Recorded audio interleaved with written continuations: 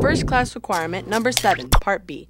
Demonstrate tying the timber hitch and the clove hitch And their use in square, shear, and diagonal lashings. by joining 2 or more poles or staves together. In Requirement 7A, you learned a little bit about the history of pioneering skills, such as lashing. You saw how these skills can be used to build something as simple as a tripod for a washpan, or as complex as a bridge to span a river. But even the most complicated structure is made with a basic set of knots and lashing methods. As a tenderfoot, you learned that a hitch is a knot that ties or hitches a rope to some object. One of the most basic knots used in lashing is called the timber hitch, because it was used for dragging logs across the ground. To tie a timber hitch, you pass the end of the rope around the log. Then loop the end around the standing part of the rope. Next, wrap the end around itself 3 or more times and tighten the hitch against the log.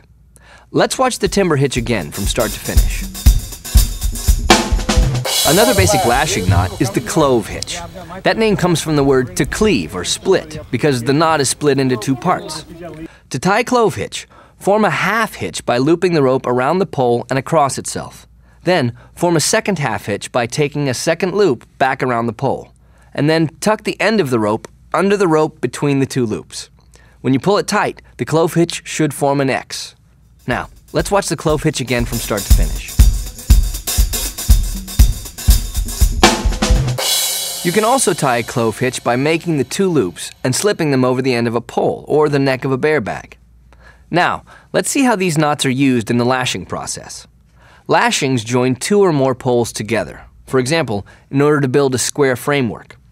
Where 2 poles cross each other at 45-degree or at 90-degree angles, you can use square lashings. To make a square lashing, place the 2 poles in position. Tie a clove hitch around the bottom pole right under the crosspiece. Just wrap the short end of the rope around the standing part so it's out of the way. Now, with the long end of your rope, make 3 tight wrapping turns around both poles. As you form the wrapping turns, lay the rope on the outside of each previous turn as it crosses the top pole, and on the inside of each previous turn as it crosses the bottom pole. Then add 2 frapping turns around the wrapping turns as shown. You finish with a clove hitch around the top pole, making sure it's tight against the lashings. Okay, let's see the square lashing again from start to finish.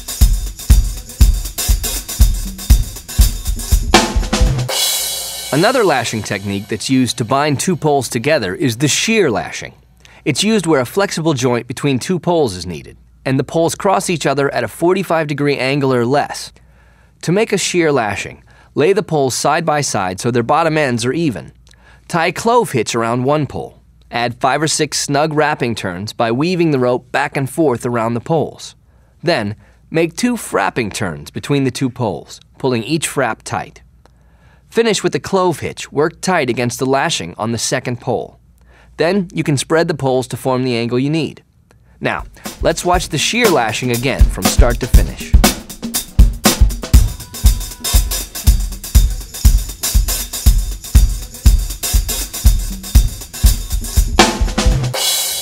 Another technique, called diagonal lashing, is used for binding together poles that cross each other at an angle of 45 to 90 degrees. To make a diagonal lashing, tie a timber hitch around both poles and pull it tight so the poles contact each other.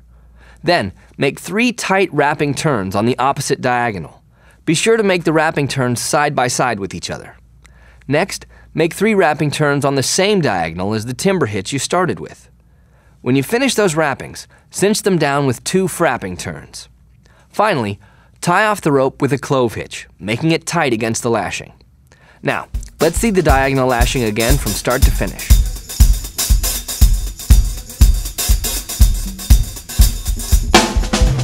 Believe it or not, by mastering these and a few other basic lashing skills, your ability to build useful camp tools and structures is limited only by your imagination.